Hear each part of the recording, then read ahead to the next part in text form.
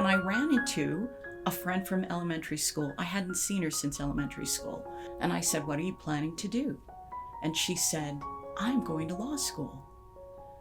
And it was like in that instant, a seed was planted, it started to grow, and it was delicious to me. It took until 1976 for the Utah bar to admit 100 women.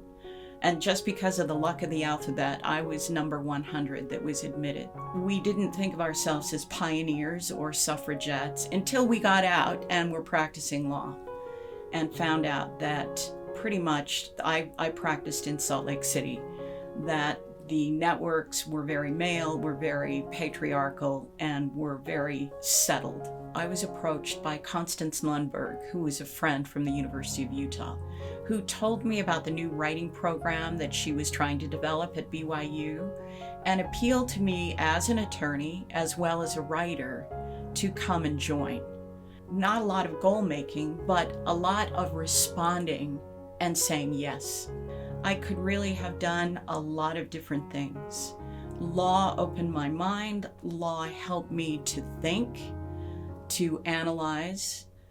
But what I found to be my true calling was teaching. The steady stream of students that have come to my office looking for help and letting me help them have been sacred.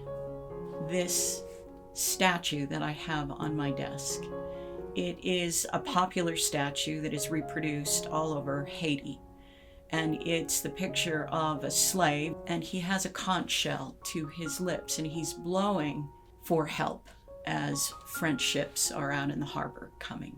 And that was given to me by a student. He had been approached by missionaries on the streets of Boston. He was Haitian.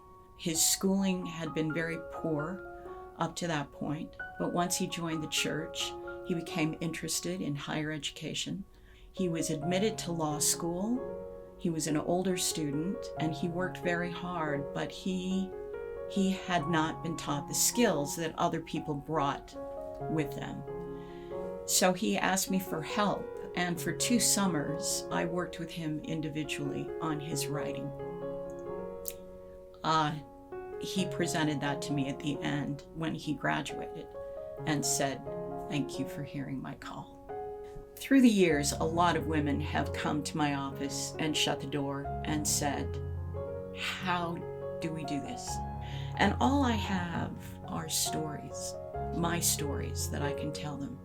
But I firmly believe there is a plan and a calling for everyone.